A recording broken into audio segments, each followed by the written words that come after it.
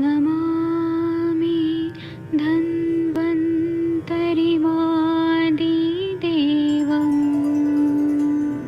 सुरासुरैर्वन्दितपादपद्मं लोके जरामृत्युनाशं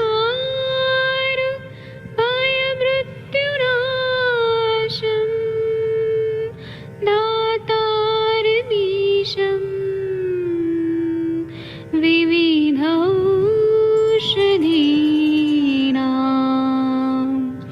शङ्खं चक्रं जलौकां दधतं मृतघटं चारुतोर्भिश्चतुर्भिः सूक्ष्मस्वच्छादिरुद्यं शुकपरिविलसन् मौलिमं भोजनेत्रम् कालाम्बोदोज्ज्वलाङ्गं कटितटविलसत् चारुपीताम्बराढ्यं वन्दे धन्वन्तरिन्तं निखिलगदमिव प्रौढदावाग्निनीलम्।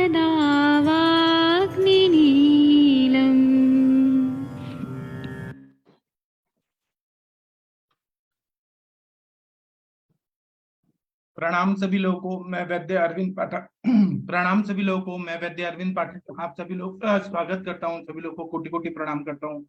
आइए आज हम लोग महापंचगव्य घृत के बारे में चर्चा करेंगे, जो यह हमें उन्माद और अपस्मार व्याधि के अंतर्गत हमें पढ़ाया जाता है। मैं बाकी लोगों से रिक्वेस्ट करूंगा, कृपया म्यूट रखिए। डॉक्टर आशा गुप्ता जी, अगर आपको मेरी आवाज सुनाई दे रही है तो कृपया म्यूट रखिए, और जब तक मैं लेक्चर लूंगा बीच में मत बोलिएगा। जब आप लेक्चर समाप्त हो जाएगा तब आप लोगों को पूरा चांस दिया जाएगा डिस्कस करने के लिए।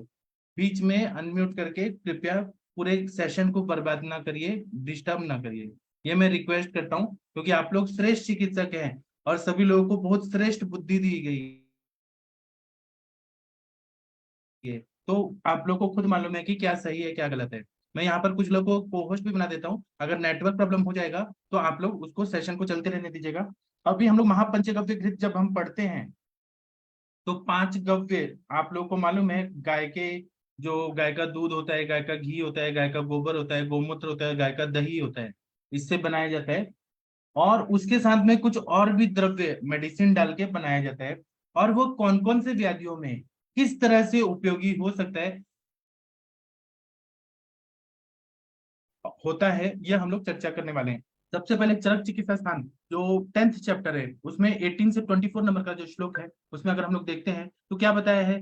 द्वे पंचमूल्यो त्रिफला रजन्यो कुटज त्वचम सप्तपर्णम अपामार्गम नीलिनीम कटु रोहिणीम क्षम्पाकम फलगुमूलम च पौष्करम सदुरालभम द्विपलानि जलद्रोणे पक्त्वा पादावशेषिते भारंगी पाठ त्रिकटुकम त्रिवृतम निचुलानि च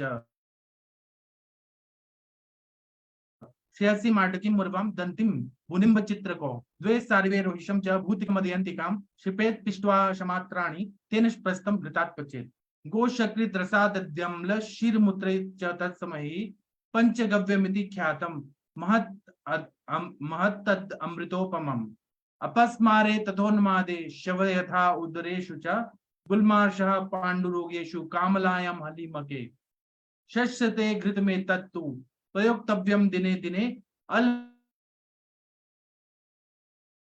लक्ष्मी ग्रह रोगग्नम चातुर्थक विनाशनम। ऐसा चरक संहिता में चरकाचार्य जी ने बताया है। इसमें हमें क्वाथ द्रव्य क्या क्या लेना है और कैसे बनाना है, ये सब हम लोग डिस्कस करेंगे। तो क्वाथ द्रव्य में दशमूल लिया हुआ है, बृहद पंचमूल और लघु पंचमूल। दशमूल ले लिया है, सभी द्रव्य 2-2 पल की मात्रा में ले लिया है। त्रिफला ले लिया है, हरिद्रा, दारू हरिद्रा, कुटज का त्वक ले लिया है, सप्तपर्ण, अपामार्ग, नीलिनी, कुटकी, आरगवद, फिर काष्टो दुम्बरी का जो है या फल गुलमूल ऐसे बोलते हैं, पुष्कर मूल और दुरालभा, ये सारे द्रव्य 2-2 पल की मात्रा में लिया है। जल जो है वो 1 द्रोण की मात्रा में लिया है। अब क्वाथ बनाने के लिए क्या करना है कि इसको बॉईल करना है सारे मेडिसिन को लेके या कुट चूर्ण को लेके। और चरकाचार्य जी जो है, शारंगधर में हम लोगों ने पढ़ा है कि 1/8 करना है या 1/4 करना है। लेकिन चरकाचार्य जी का जो मेडिसिन है वो बहुत ज्यादा पोटेंट है।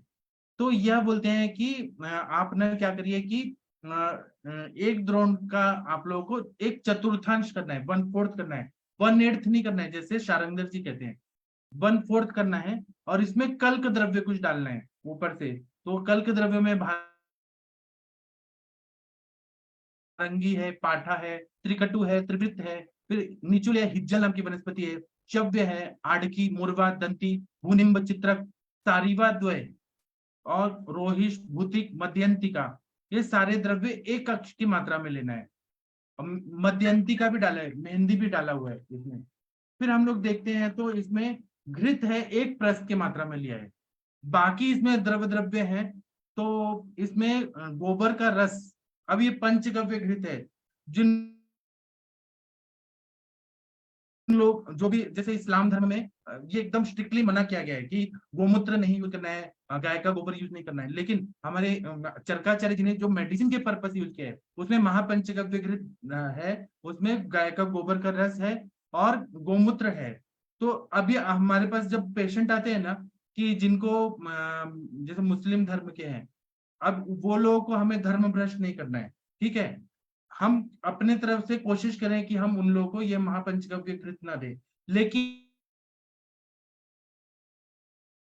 हमारे पास जो इन सबको नहीं मानने वाले हैं और जिनको ठीक होना है उनको हम पंचगव्य घृत दे सकते हैं। जो भी पागलपन की बीमारी है, महापंचगव्य घृत देने से पूरी तरह से उन्माद और अपस्माद, मिर्गी का झटका पूरी तरह से ठीक हो जाता है। और ये मैं नहीं बता रहा हूँ, ये चरकाचार्य जी ने, चरक मुनि ने बताया हुआ है। तो इसमें गाय का जो शक्रित है, जो मतलब गोबर का रस है, वो निकालना है और गोमूत्र लेना है, गाय का दही लेना है, खट्टा दही, गाय का दूध लेना है। ये सभी एक एक प्रस्थ की मात्रा में, बहुत ज्यादा मात्रा में, एक एक प्रस्थ की मात्रा में, एक प्रस्थ मतलब 750 ml, इतना मात्रा में लेना है अप्रोक्सीमेटली। और इन सबको हमें मिक्स करके और स्नेह को सिद्ध करना है। घी हमने एक प्रस्थ लिया, सारे पहले काढ़ा बना लिया, काढ़ा 1/4 कर लिया, और उसके बाद में कल्क द्रव्य डाल दिया, फिर उसके बाद में ये पंचगव्य डाल दिया। और अभी आप लोग बोलेंगे कि दूध भी है और दही भी है, ये तो विरुद्ध होगा। तो बिल्कुल भी नहीं होता है विरुद्ध। यहाँ पे हम लोग और भी द्रव्य मिक्स कर रहे हैं, तो ये विरुद्ध नहीं होगा दूध और दही का, ठीक है। तो इस तरह से स्नेह सिद्धि हो जाती है। जब आप भेषज कल्पना पढ़ते हैं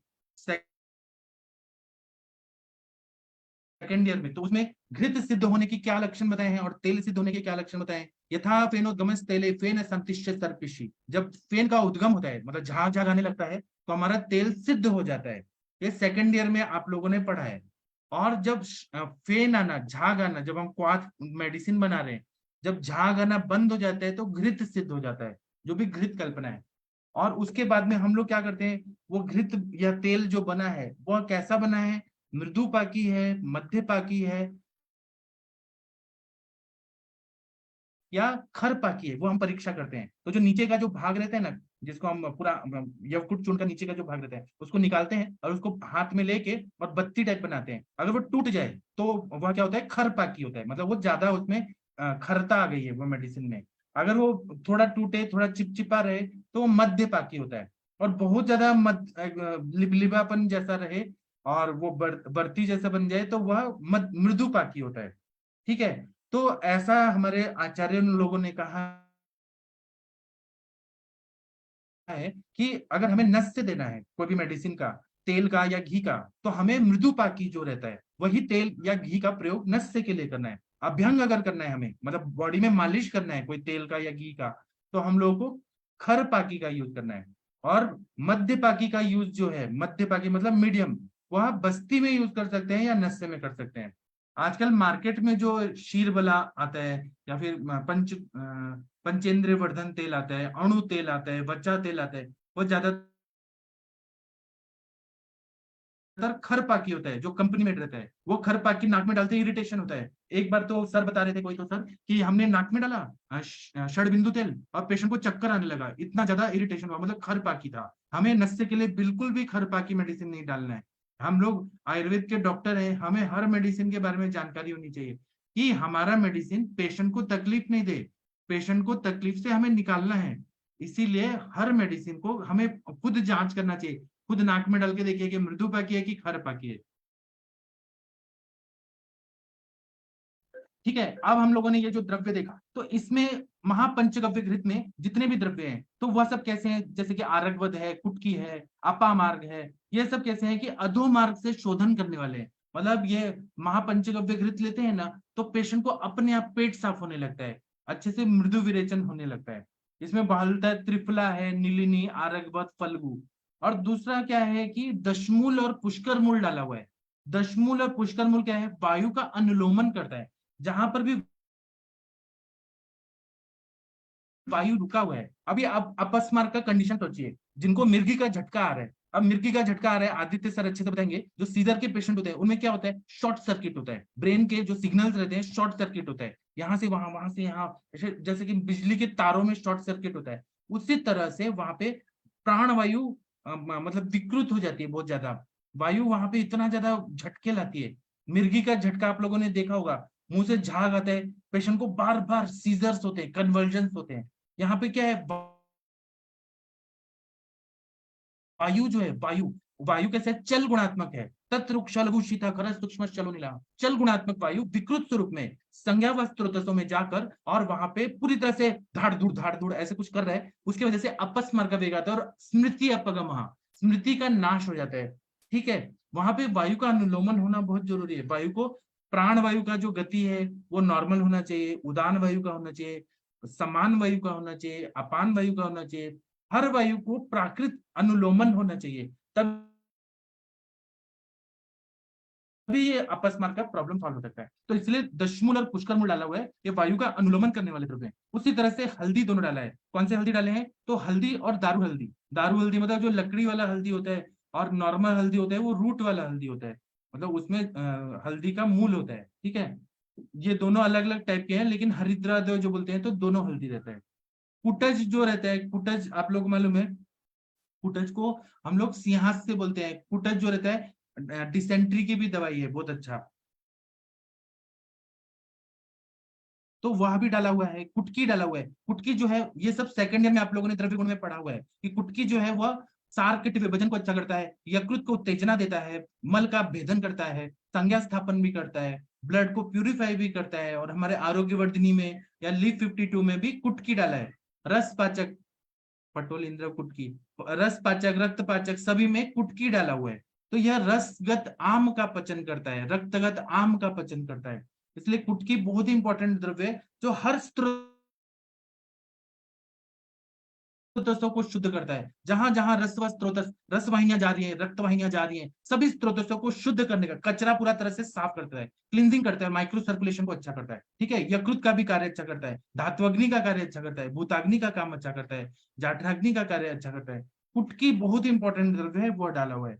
दुरालाबा जो है, दुरालाबा नाम की वनस्पति है, यह भी रक्त धातु पे काम करने वाली है और रक्त का प्रसादन करती है। रक्त का प्रसादन मतलब अच्छा क्वालिटी का ब्लड बनाती है, आरबीसीज बनाती है। इसलिए महापंचगव्य घृत में ये सारे द्रव्य डाले हुए हैं। ठीक है, उसके बाद में और अगर हम लोगों ने देखा तो सारे द्रव्य उष्ण और रुक्ष हैं, मतलब उष्ण वीर्यात्मक और ड्राइनेस है, लेकिन रुक्षता को कम करने के लिए यहाँ घृत में सिद्ध कर दिया है, तो स्नेहन हो जाता है। ठीक है, उसके बाद में अगर हम लोग देखें पूरा पंचगव्य घृत का कंटेंस पढ़े, तो हमें ऐसा पता चलता है, मैं जो पढ़ा रहा हूँ ना, ये कॉलेजेस में कोई नहीं पढ़ाता है इतना अच्छे से एनालिसिस करके एक एक, मतलब द्रव्य के बारे में, या ऐसा कोई नहीं बताता है। वो चरक संहिता पढ़ाने वाले लोग जो आते हैं ना, उन लोगों को तो खुद ही चरक संहिता पढ़ने का मन नहीं करता है, और फिर वो आके क्लास में बोल के चले जाते हैं। लेकिन ऐसा जो एनालिसिस हम लोग करते हैं, प्रैक्टिशनर लोग पेशेंट में देखते हैं, पेशेंट की कंडीशन देखते हैं, और तब हम लोग यहाँ डिस्कस करते हैं, तो हमें और अच्छे से पता चलता है कि इतने जितने भी द्रव्य हैं महापंचगव्य घृत के, क्वाथ में, कल्क द्रव्यों में जो भी है, कल्क मतलब चटनी जैसा, ऊपर से हम लोग ऊपर से द्रव्य डालते हैं, मिक्स करते हैं काढ़ा बनाने के बाद, तो उसमें रसवा स्त्रोतस और रक्तवा स्त्रोतस में कफ को छोड़ के जितना भी पित्त है, वायु है, सबका कोष्ठ द्वारा निर्हरण करता है। मतलब जो भी टॉक्सिन्स है, पूरा आम दोष है या जो भी अनवांटेड चीजें हैं, वह सबको निकालता है। दूसरा, वायु का अनुलोमन होने में, दोषों को कोष्ठ गति होने में, अब ये शाखा से कोष्ठ में आने, आप लोगों ने पढ़ा होगा शाखा गति, कोष्ठ गति, इस पर मैं एक लेक्चर लूंगा, मैं आप लोग को और अच्छे से बताऊंगा। तो दोषों को कोष्ठ गति होने में ये ज्यादा मदद करता है। जितना दोष कोष्ठ में आते हैं, उतना जब जैसे कि हम लोग वमन कराते हैं, तो हम लोग वमन कराने के पहले क्या करते हैं, पूरे बॉडी में तेल लगा देते हैं, घी खिलाते हैं। शाखाओं में जो दोष चला गया है उसको कोष्ठ में लाया जाता है, जितना दोष कोष्ठ में आता है उतनी व्याधियां ठीक होती है हमारी। तो महापंचगव्य के सारे द्रव्य शाखाओं से, मतलब पूरे हमारे हाथ पैर इन सब से कोष्ठ में लाता है, और सारा कचरा को लेके पेट में आके फिर एक्सपेल करता है, मतलब बॉडी को डिटॉक्सिफाई करता है। ये इतना शमन द्रव्य, इतना बढ़िया द्रव्य है महापंचगव्य घृत। आप लोग उन्माद के पेशेंट, जो पागलपन के रोगी हैं, ठीक है, जिनको मैनिया हुआ है, सिजोफ्रेनिया हुआ है, डाइपोलर डिसऑर्डर है, या फिर ऑब्सेसिव कंपल्सिव डिसऑर्डर है, मेंटली स्ट्रेस है, जो भी पागलपन के बहुत सारे टाइप्स है, उस पर भी हम लोग कभी चर्चा करेंगे। और जो कन्वर्जन है, सीजर है, उसमें भी संज्ञा व स्त्रोतस जो है, हमारा मनोव स्त्रोतस, सब आवृत हो जाता है दोषों की वजह से, सब ब्लॉक हो जाता है, और उसकी वजह से दोष नहीं निकल पाते हैं, तो करंट आता है वहां पे, शॉर्ट सर्किट होता है, इसलिए अपस्मार होता है। वहां पे स्त्रोतसों का शुद्ध होना बहुत जरूरी है। ठीक है, इसके लिए महापंचगव्य पूरी तरह से पूरे सारे स्रोतस्सों को मध्यम गति, मध्यम मार्ग में जो जितने भी अवयव है उनकी शुद्धि करता है, फिर बाह्य मार्ग और अंतर मार्ग सभी को शुद्ध करके कोष्ठ गति करके सारा कचरा को निकालता है, डिटॉक्सिफाई करता है। इसलिए महापंचगव्य घृत अगर 1 साल आप लोगों ने दे दिया किसी भी पेशेंट को जिनको अपस्मार का हिस्ट्री है, और जो एप्टॉइन खाते हैं एलोपैथी का, और एपिलेप्सी तब भी नहीं ठीक होता है परमानेंट, आयुर्वेद का मैंने ठीक किया है, मुझे मालूम है, 1 साल आप महापंचगव्य घृत खिलाइए, पेशेंट 100% ठीक हो जाएगा, उसको फिर कन्वर्जेंस नहीं आते हैं। इतना बढ़िया ये दवाई है। उसी तरह से और भी जितने भी द्रव्य है ना वह, और घृत जो है वह संस्कारानुवर्तन करता है। घृत जो है, कोई भी हमारी आयुर्वेद की दवाइयां हैं जब गाय की शुद्ध घी में बनाई जाती हैं, वो बहुत बढ़िया काम करती हैं। कल्क द्रव्यों में जैसे कि भारंगी है, पाठा, त्रिकटु, त्रिवृत, चव्य, आडकी, मुरवा, दंती, ये सब क्या है कि रस और रक्त वह स्त्रोतस पे काम करने वाली है। धात्वग्नि, धात्वग्नि कौन सी होती है? रस की अग्नि, रक्त की अग्नि, मांस की अग्नि, मेद की अग्नि, अस्थि, मज्जा, शुक्र, सारे धातुओं की जो अग्नि है उसको प्रदीप्त करती है, बढ़ाती है। ठीक है, उसी तरह से दंती डाला हुआ है, त्रिवृत डाला हुआ है, यह विरेचन द्रव्य है। तो ये सब क्या करता है कि बॉडी में ये क्या करता है कि उष्णता लाता है, जहां पर भी जहां स्त्रोतस अवरुद्ध है उन सबको उष्णता से पिघला के बाहर निकालता है। उसी तरह से महापंचगव्य घृत की अगर हम लोग देखेंगे तो यह जो है 2 तरह का घी आता है, एक पंचगव्य घृत होता है, एक महापंचगव्य घृत। महापंचगव्य घृत में कफग्नता, कफ को दूर करने वाला, आम को दोष करने का पावर ज्यादा रहता है, पावरफुल है। ठीक है, उसी तरह से सूक्ष्म स्त्रोतस जो रहते हैं, छोटे छोटे कैपिलरीज हो गया, जो जो आर्टरीज, वेन्स, जो छोटे छोटे हैं, बहुत ही छोटे छोटे हैं, वहां पे स्त्रोतों से कफ को कोष्ठ में लाकर नित्य शोधन करना है। जो यह कफ जो है ये विकृत कफ है, नॉर्मल कफ नहीं, कचरा है, कचरा जो अनवांटेड है और बीमारी पैदा कर रहा है, उन सबको शोधन करने की क्षमता जो है वह सारे द्रव्यों में है। इसी तरह से रस धातु और रक्त धातु पे इसका विशेष रूप से कार्य होता है। अच्छा ब्लड बनाना, अच्छा रस अगर हम लिम्फ मान रहे हैं तो अच्छा लिम्फ बनाना, अच्छा ब्लड बनाना, ये कार्य कौन करता है? तो रस धातु, रस प्रीणम जीवनम लेपनम स्नेहोदाहरण पूर्ण। रस धातु का काम क्या होता है? प्रीणन करना। रक्त धातु का काम क्या होता है? जीवन काम करना। तो ये रस का प्रीणन कार्य, मतलब नरिशमेंट करने का कार्य, रक्त का जीवन देने का कार्य, एक एक सेल को, एक एक ऑर्गन को, हर धातु को जीवन देने का कार्य जो है उसको अच्छा करता है। कौन करता है? महापंचगव्य घृत करता है। इसी तरह से मुख्य रूप से स्त्रोतों में जो मार्गावरोध है उसको दूरी पूरी तरह से शुद्ध करता है। जैसे नाली में कचरा है या पाइप में कचरा जमा हुआ है तो हम लोग क्या करते हैं? उसको कचरा को साफ करते हैं, तो पानी अच्छे से वो बहने लगता है। या नाली में कचरा जमा है तो नाली को साफ करते हैं, फिर पानी का फ्लो अच्छा होता है। इसी तरह से ये स्त्रोतों में जो अवरोध हो गया है टॉक्सिन्स की वजह से, उसको दूर करने का काम, और अग्नि को अच्छा करना है। अब अग्नि है, जाठराग्नि को करना है, धात्वग्नि को करना है, भूताग्नि को करना है, उसको दीपन का कार्य महापंचगव्य घृत करता है। ठीक है, और ऐसा बोला है कि यह जो महापंचगव्य घृत है प्रयोक्तव्यम दिने दिने, मतलब थोड़ा थोड़ा जब हम लोग देते हैं, घृत का शीलन करते हैं, एक दिन में फायदा नहीं होगा, धीरे धीरे धीरे धीरे। जैसे कि आप लोग सोचिए कि 100 एकड़ जमीन है, पूरी तरह से सूख गई है, तो वहां पर हम थोड़ा थोड़ा पानी डालते जाएंगे, पूरा तो सिंचन होते जाएगा और वह इरिगेटेड लैंड हो जाएगा, इतना अच्छा बंजर भूमि में भी अच्छा हो जाएगा। उसी तरह से जब हम लोग घृत का शीलन करते जाएंगे तो जो हमारा मस्तिष्क है या हमारा जो सेंट्रल नर्वस सिस्टम है, ऑटोनोमिक नर्वस सिस्टम है, sympathetic nervous system, parasympathetic nervous system, या हमारा स्पाइनल कॉर्ड है, ये सब कैसे मज्जा धातु से बना है। और मज्जा धातु जो है वहां पे स्नेहन होना बहुत जरूरी है। तो इसलिए जब हम घृत का शीलन करते हैं, घृत खिलाते हैं, तो वहां पे पूरा मज्जा धातु पूरी तरह से ऊपर से नीचे पूरा स्नेह युक्त हो जाता है और वह बीमारी निकल जाता है, रुक्षता पूरी तरह से ठीक हो जाती है। अभी कल परसों आप लोगों को डॉक्टर प्रशांत भट्ट जी ने एक केस बताया था कि एक लड़की है, उसको बहुत ज्यादा स्ट्रेस है, इतना ज्यादा स्ट्रेस है कि उसका ब्रेन का जो सेरेबेलम है, जो छोटा ब्रेन बोलते हैं, स्मॉल ब्रेन सेरेबेलम, उसमें एट्रोफिक चेंजेस हो गए हैं, मतलब वो सूख रहा है वहां पे। तो डॉक्टर आदित्य सर क्या बोले थे, एट्रोफिक चेंजेस के लिए एलोपैथी में, मेडिकल साइंस में कोई इलाज नहीं है। लेकिन वहां जब ये हमारे प्रशांत भट्ट जी जब शीर वाला तेल का नस्य दे रहे हैं, उससे जितना 60 ml नस्य दे रहे हैं, उससे क्या हो रहा है, तर्पण हो रहा है और वो पेशेंट को हेडेक भी ठीक हो रहा है। और हमने ऐसा टारगेट किया कि 3-4 महीना में एट्रोफी जो है, सेरेब्रल एट्रोफी, वो पूरी तरह से ठीक हो जाएगा, है ना। ये कल परसों बात हुआ था, आप लोग को याद होगा। तो यहाँ पे मज्जा धातु है ना, वहां पे स्नेहन होना बहुत जरूरी है। अगर स्नेहन नहीं होगा तो जो पार्किंसन डिजीज होता है, अल्जाइमर्स होता है, मल्टीपल स्क्लेरोसिस होता है, और फिर उसी तरह से बहुत सारे ये होते हैं डीमाइलिनेटिंग डिजीजेस होते हैं, मोटर न्यूरॉन डिजीज, वहां पे क्या होता है, स्नेहन की कमी है, मज्जा धातु है वो पूरी तरह से सूख जाता है। और वहां पे फिर कोई, जैसे हम एलोपैथी बोलते हैं डोपामाइन का सिक्रेशन नहीं हो रहा है, फिर नियोस्टिग्माइन का नहीं हो रहा है, वो लोग ठीक है, वो अपने केमिकली वो लोग देखते हैं। लेकिन हम लोग कैसे देखते हैं कि स्नेहन नहीं हो रहा है, स्नेहन नहीं हो रहा है, मज्जा धातु का क्षय हो रहा है, और ये व्याधियां हो रही है, वायु का प्रकोप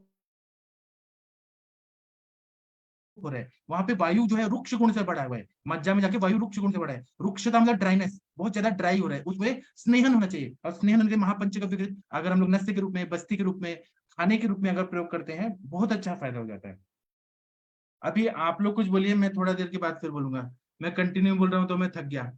1 मिनट में कंचन मैम को बुलाऊंगा। कंचन मैम, आपने महापंचगव्य घृत का प्रयोग किया है क्या? आप बोलिए थोड़ा, फिर मैं बोलता हूँ।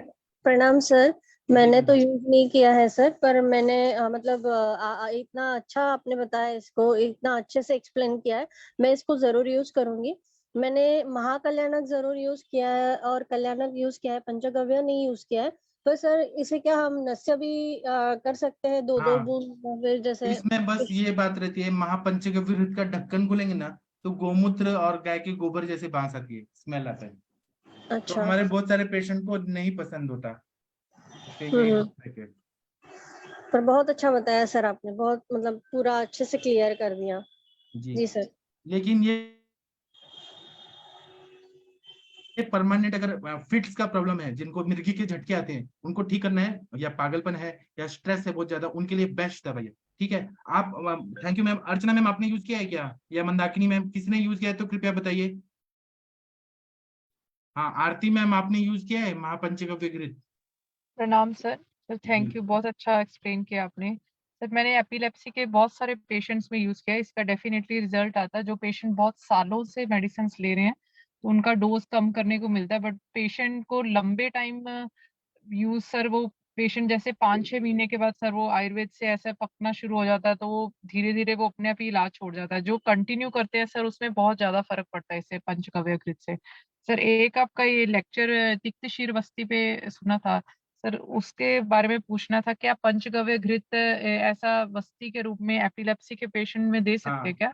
हाँ, एपिलेप्सी में तो 100% फायदा होता है।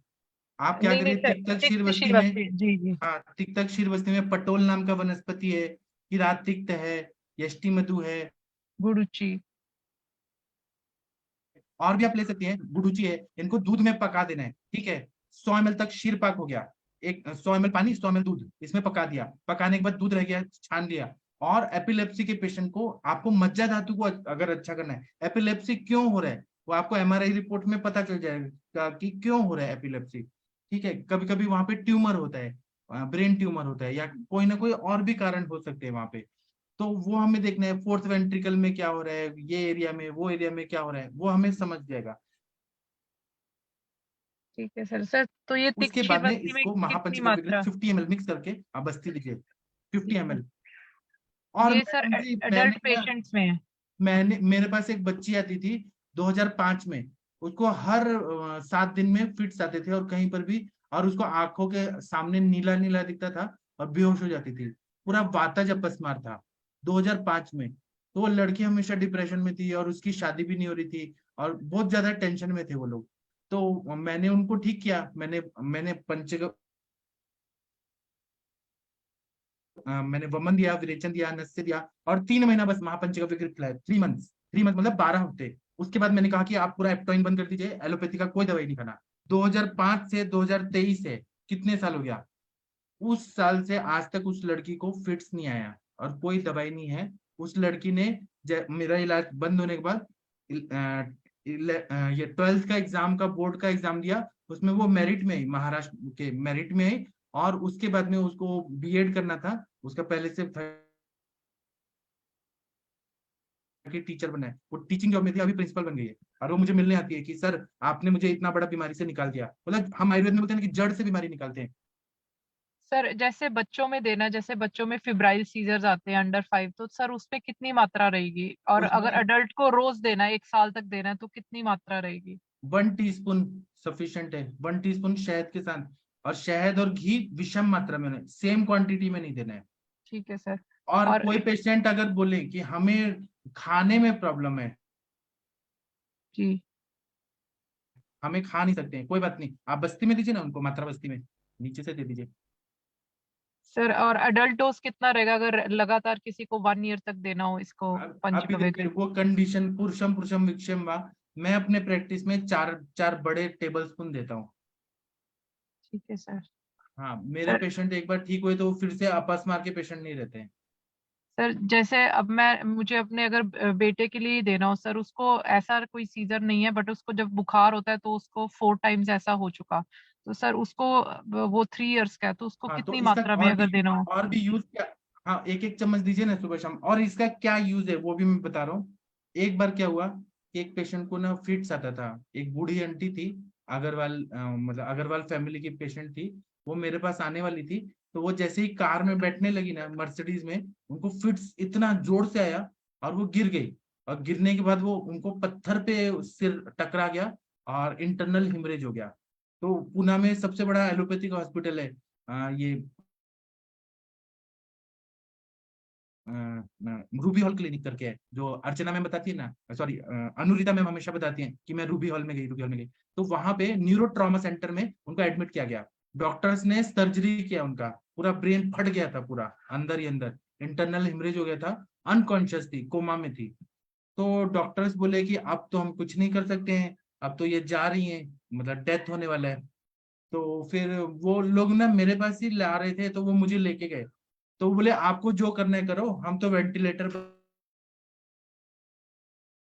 बंद करने वाले हैं। तो मैंने सोचा, मतलब अपना युक्ति लगाया कि अब तो ये जाने वाली है, मैंने कहा मैं ट्राई करूंगा कि मैं इनको होश में लाऊंगा। अब वो कितना मैं सफल होऊंगा ये मुझे नहीं पता, लेकिन मैं ट्राई करूंगा।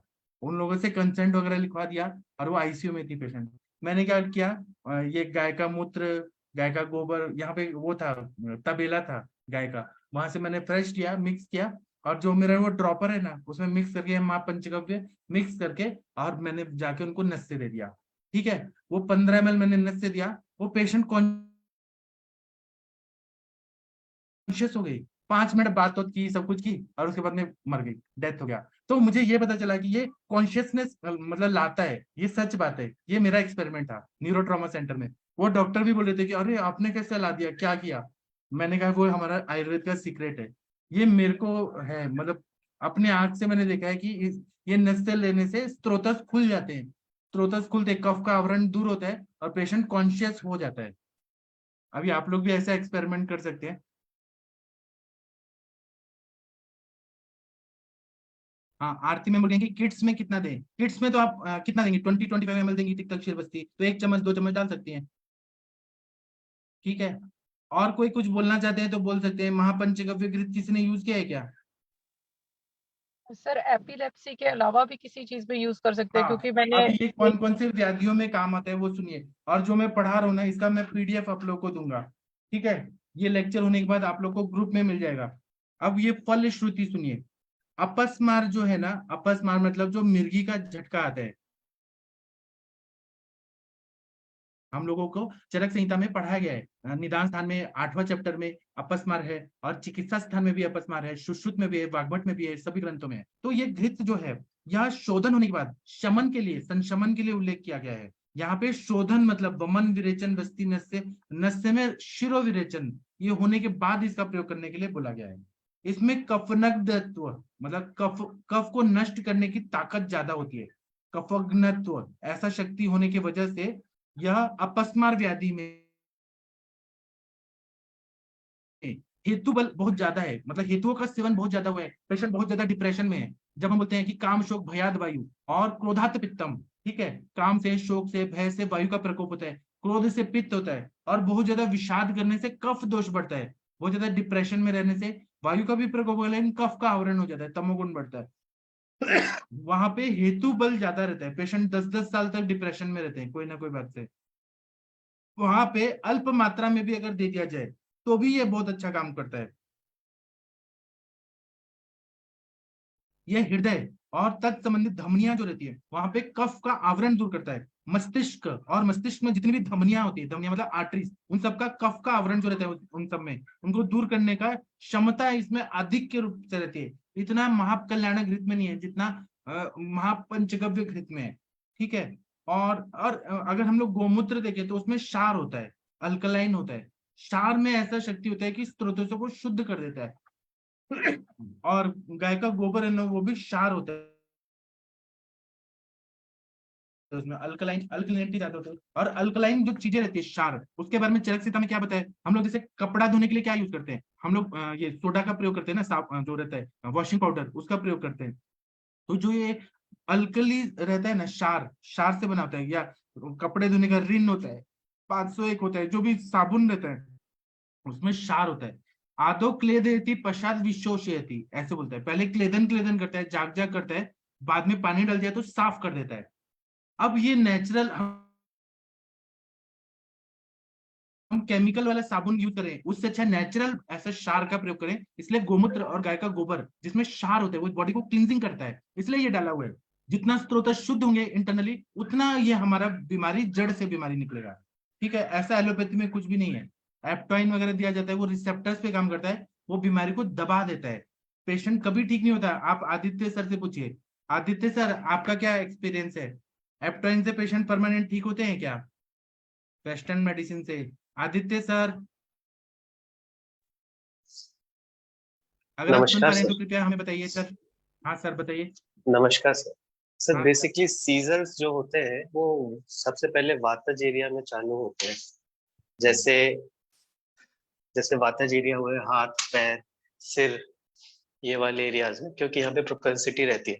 यूजुअली वातज एरियाज रुक्ष रहते हैं, लेकिन अगर आप देखें ना, सिर के अंदर गीलापन, पूरा मस्तिष्क पानी में डूबा रहता है, लेकिन वहां पर इतने ज्यादा प्राण की वो जो नर्व्स रहती है जो वायु को कंडक्ट करती है, कि गीले रहने के बावजूद भी वहां पर सीजर्स आ सकते हैं।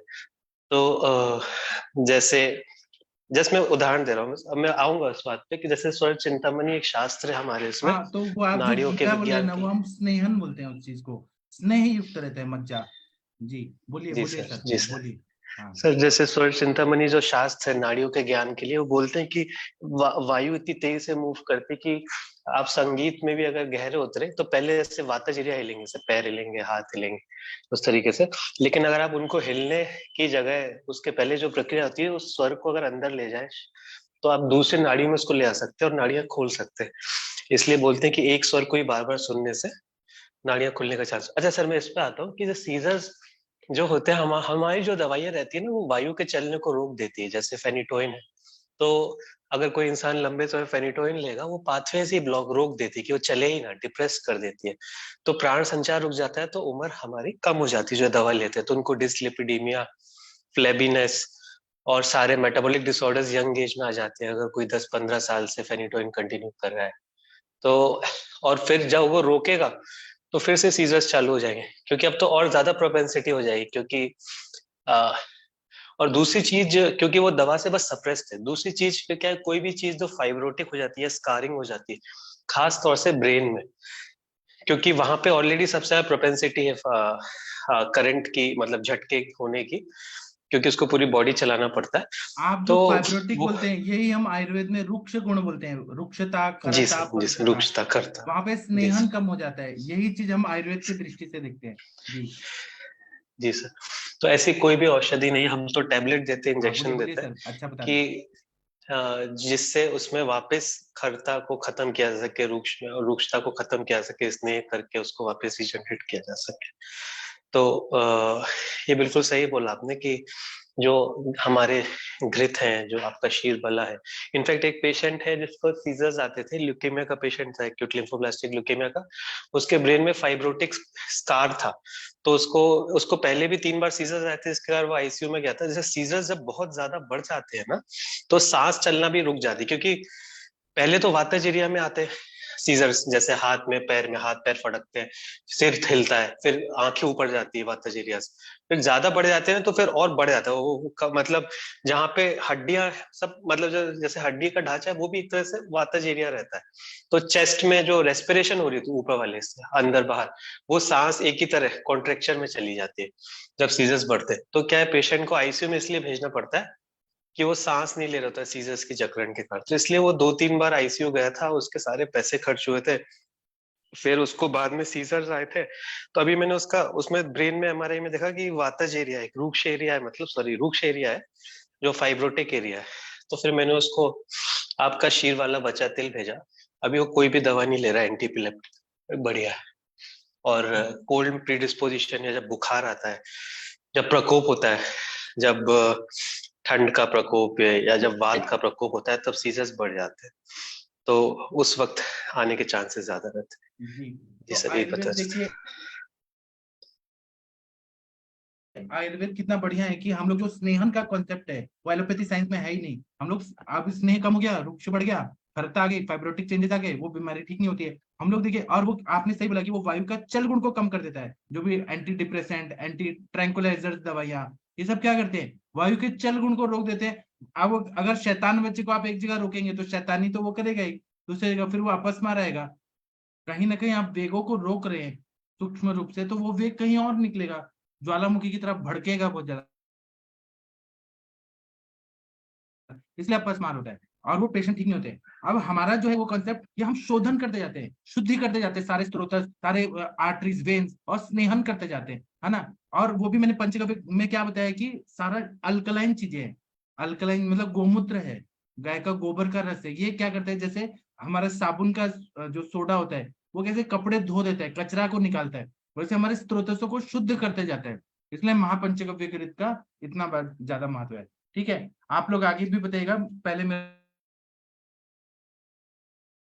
कंप्लीट होने दीजिए। अब उन्माद जो व्याधि रहता है उसमें भी हम लोगों ने पढ़ा है कि वहां पर भी संज्ञा व स्त्रोत जो रहते हैं वो पूरी तरह से अवरुद्ध हो जाते हैं। बहुत ज्यादा शोक किया, ईर्ष्या किया, द्वेष किया, ऐसे बहुत सारे जो मानसिक भाव हैं, धारणीय वेग को अगर धारण नहीं किया, रोका नहीं, और उसको बहुत ज्यादा हमने जो सोच रहे हैं, क्रोध कर रहे हैं तो क्रोध करते जा रहे हैं, ईर्ष्या कर रहे हैं तो करते जा रहे हैं, रोक नहीं रहे, तो उससे रज और तम बढ़ जाता है और आवृत हो जाता है, उससे ये उन्माद व्याधि हो जाती है, पागलपन हो जाता है।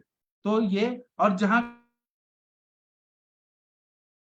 कफ प्रधान उन्माद है, जहां पे डिप्रेशन है, विषादो रोग वर्धनम श्रेष्ठ, जो डिप्रेशन वाला जो उन्माद है कफ वाला, उसमें यहाँ पे ये इसका प्रयोग जब हम करते हैं वमन के बाद, तो यह मनोवस्त्र को शुद्ध कर देता है, उसमें बहुत अच्छा फायदा होता है। मैंने भी पागल लोगों में इसका प्रयोग करके देखा है अपने एमडी पीएचडी में, बहुत अच्छा रिजल्ट आता है। इसी तरह से अगर शोथ व्याधि होता है, शोथ व्याधि में जब वायु बाह्य सिराओं में जाकर पित्त, कफ और रक्त को दुष्ट करके और बाह्य सिराओं में जाके अवरुद्ध कर देता है, मात्रा रास्ता को अवरोध कर देता है, तो शोथ की उत्पत्ति हो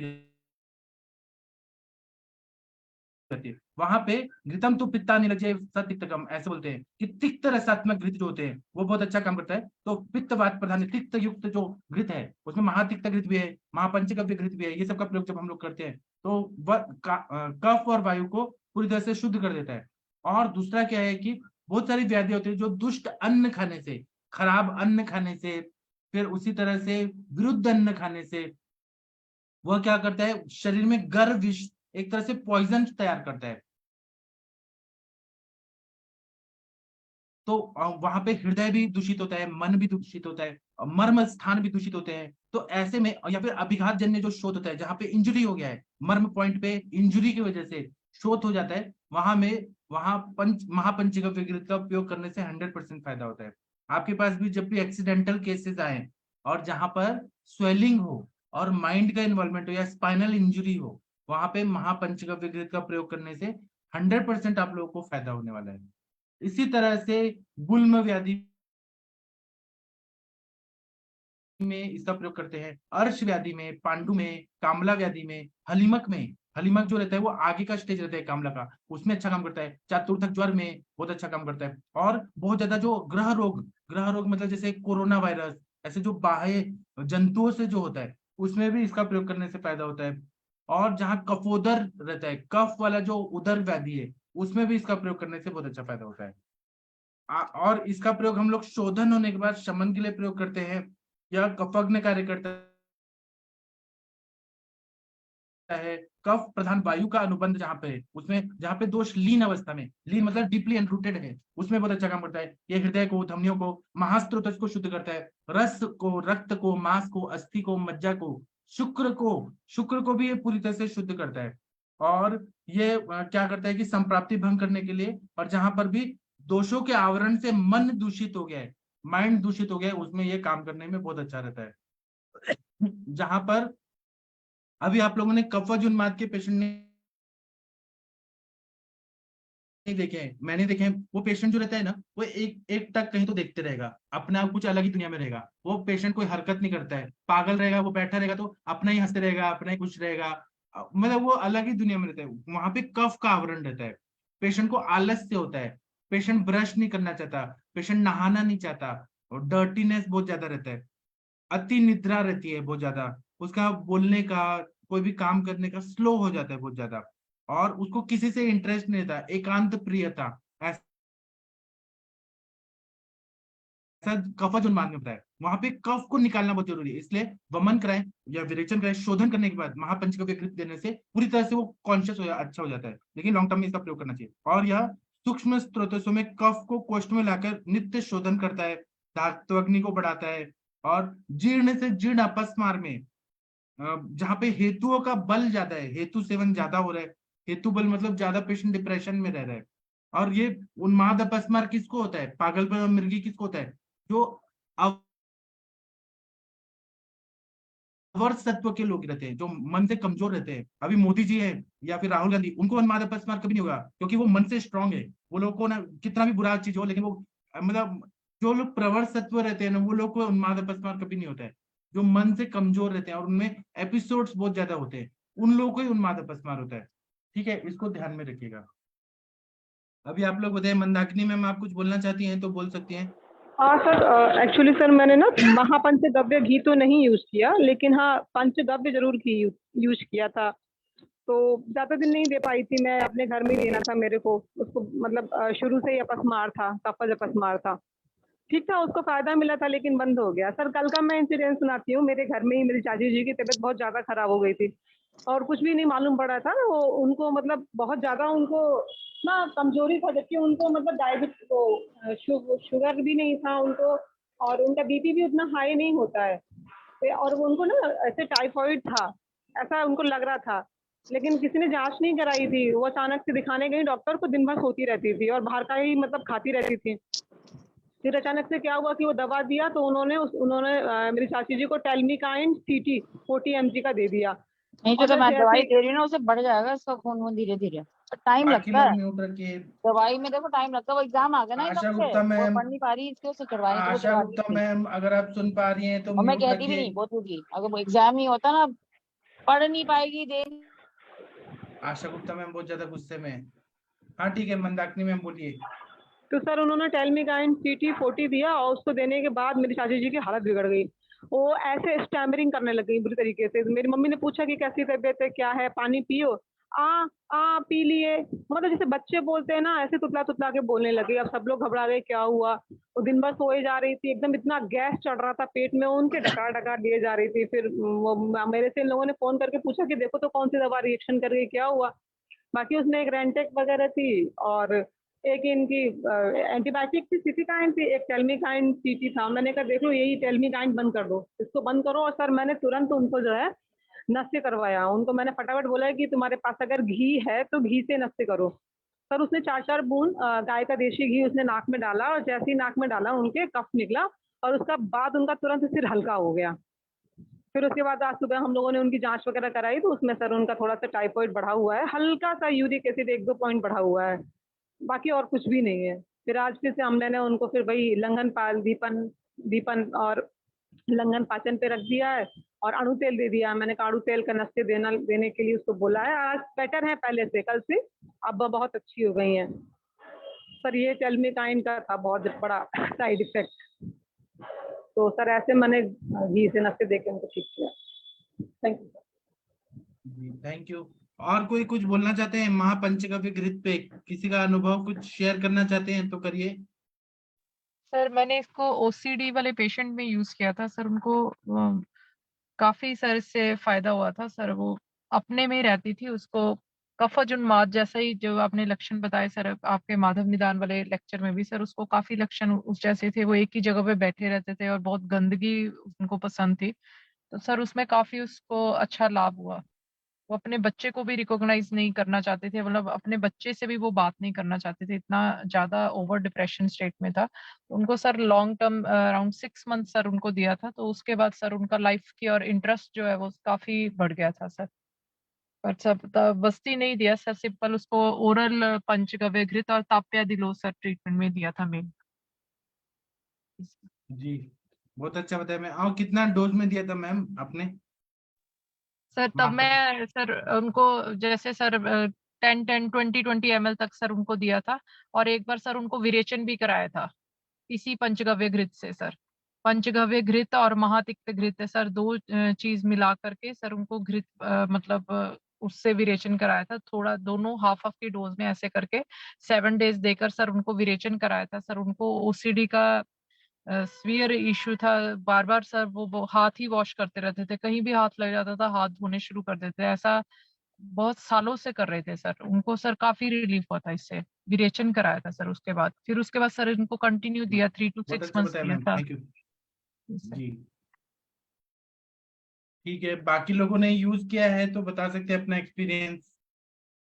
महापंचगव्य घृत यूज किया है आप लोगों ने?